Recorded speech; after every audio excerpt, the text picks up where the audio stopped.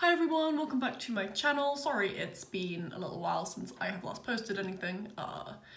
University is hectic, and when university gets hectic, my brain just goes but yeah, I'm back now, here I am. So today I'm actually doing a bit of a February themed video, and I've read 4 romance books. I don't know what my hand's doing here. It's like halfway to gesture. 4 romance books over the past month. So basically what I'll do is I'll just kind of like go a quick summary, kind of tell you my thoughts on them, and then maybe kind of like tell you my favourite at the end. Full disclaimer, I am not a huge fan of the romance genre. It's not a genre that I would normally kind of dip my toes into, but I mean, that's what this is all about, right? You know, expanding and then retreating back into my little hidey hole of my comfort zone of the things I know and love. Yeah, so I will get into the books. So the first book I read was Stuck on You by Portia McIntosh.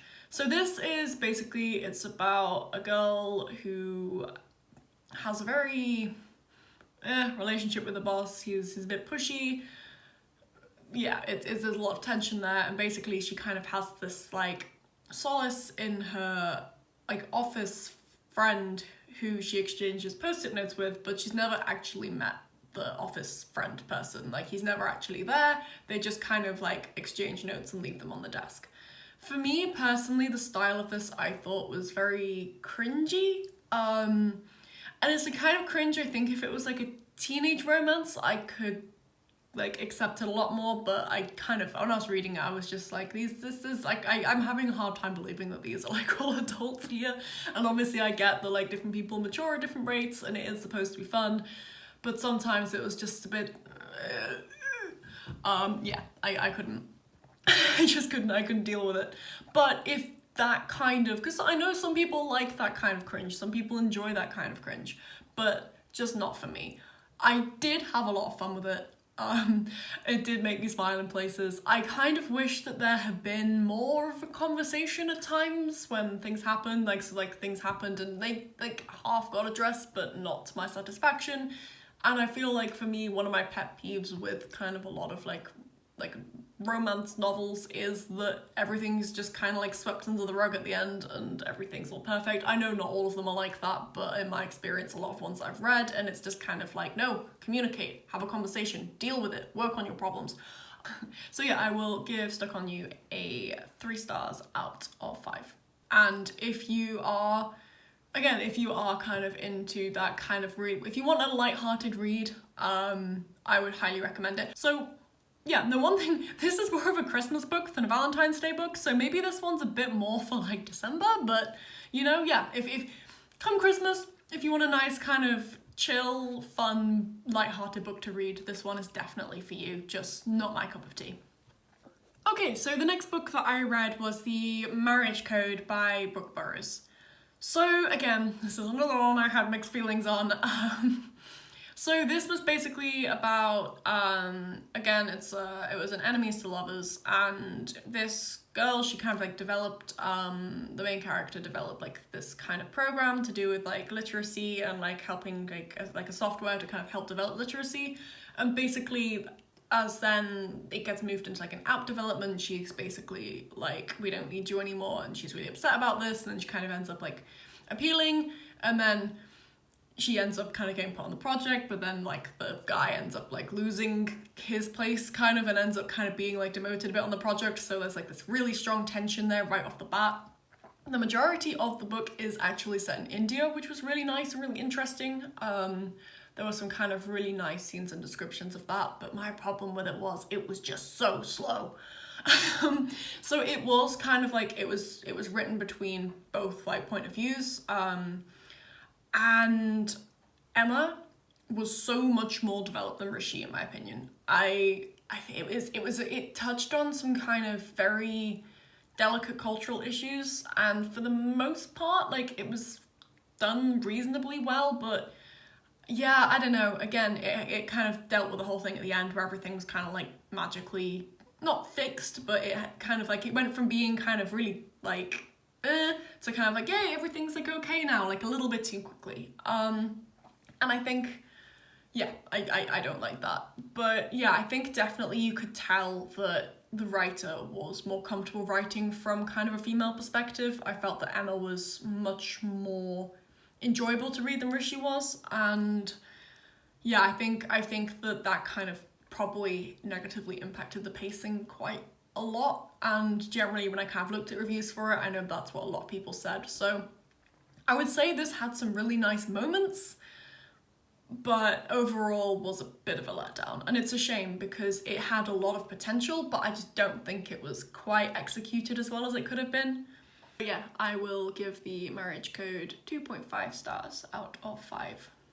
Okay, so the next book that I read was Reminders of Him by Colleen Hoover. So this was actually the first book by Colleen Hoover that I've read, and I quite enjoyed it. My opinions on the actual kind of subject matter have done this quite a lot. I feel like it's kind of going to be one of those books that my brain is going to be thinking about and processing for quite a long time, and my opinion on it, kind of the next time I talk about it, could be very, very, very different to now. But in terms of her actual writing style, I loved it. So first thing to note is that basically the main character in the last book was called Emma, and the main character in this book was called Kenna. So my poor brain, I'm like, Emma, Kenna, I can't handle it, help me.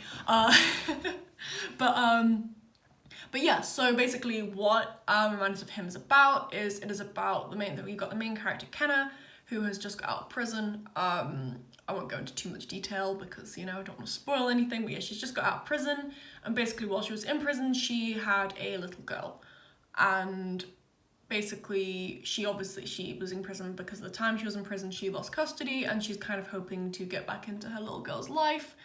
And then this kind of like a romance kind of unfolds with a local bartender kind of amidst it all, but it's very, very, very, very, very but it's very, very, very complicated. And again, it's kind of like, it's in a, I don't want to say it's in a moral grey area, but it's a very complicated situation that at times did make me feel quite uncomfortable when reading it. And I don't think, bad things were done in the past, but in terms of the present situation, I don't think any character's really in the wrong, and that's what makes it kind of uncomfortable, because you can see it from all angles, and like Kenna is, very understandable in her intentions and what she wants, but also so is the other party involved in the situation. And again, I won't go into it too much because it's spoiler territory, so I'm just gonna, but yeah, I really liked this. I will give it 4 out of 5. It was missing that kind of pizzazz to push it up to a 5. And as I say, I do also think that my opinions on this could change quite a lot as I think about it more, because it did when I was reading it. At times I was like, I hate this, and other times I was like, okay, no, this is good. I like it. But Ledger. Okay, so the last book that I read was 1500 Miles from the Sun by Johnny Garzavilla. I'm really sorry, I have just completely butchered that surname. But yeah, so this was another one that I, for the most part, really enjoyed. It is basically, probably more of a coming of age story than like a straight romance, but it is about a boy in Texas with a kind of like, a Mexican family, and it is to do with kind of his coming out story, him coming to terms with his sexuality, and also a long distance relationship that he has with a boy in Los Angeles. So yeah, there's some very, it's a weird one because I feel like the writing style was kind of like more on the light-hearted side, and it was quite like fun, quite very much kind of like that, mimicking that kind of like teenage like banter, I guess, but then some of the topics like touched on were also very sensitive. So I think in my review I tagged it as like, because like on the story graph you can like put like genre tags, and I was like light-hearted and sad, and like the two don't go together, but they work so well. So yeah, I really loved it because it had really nice diversity, and it really didn't just kind of deal with kind of like kind of like personal issues regarding with coming out, it also kind of dealt with the cultural issues of it too within this kind of Mexican household. And obviously it's different for everyone, but when it kind of like a lot of the kind of the issues that arose in this were kind of things to do with like masculinity, and kind of like those kind of stereotypes there and how that's all impacted by it. I do think for me the writing style was a little bit too cringy. And it was tricky because in the beginning I was kind of like, okay, this is cringe, but it's like high school cringe. Like it's a natural cringe, you know, it's the kind of cringe we all have. But yeah, I kind of found towards about the halfway point, it just started to lose me a little bit, which is really a shame because I really, really, really loved it for the first half and I still really enjoyed it all the way to the end, but I just feel like the style wasn't for me and I just started to lose engagement a bit, which was, yeah, really sad because it went from a love to a like in the kind of like second half. But yeah, I think if you're looking for kind of some good representation in a romance novel, I would highly recommend it and I will give it a 3.5 stars. And I'm also really, really, really excited to see more from this author because I think, I'll have to double check that, but I think this might be his first book. So yeah, I am very, very, very excited for more from that. Let's try that again. I'm very, very, very excited for more from him. Why is that such a tongue twister? But yeah, that is everything that I read for my romance-themed, belated Valentine's Day video. Let's just call it a February themed video instead. It'll make me feel better about my life. I think my favorite out of these was actually Reminders of Him by Colleen Hoover, and I definitely am gonna check out more of her books. Again, I feel like everyone I've spoken to about her has a very like polarized opinion. They either love her or they hate her. So I'll be interested to kind of read some more and see where I fit onto that spectrum because one book, it's a taster, but it's also her most recent book and, you know, people grow and change as authors. But yeah, as I say, really sorry, romance is not a genre that is my cup of tea, but I did actually kind of really enjoy reading these. I listened to the audiobooks for some of them, and Reminders of Him, I would really recommend the audiobook. It was really, really, really good. It was, phenomenal. Loved it. But yeah, no, if you have any romance recommendations, let me know in the comments, and next time I feel like branching out back into the genre, I will check them out.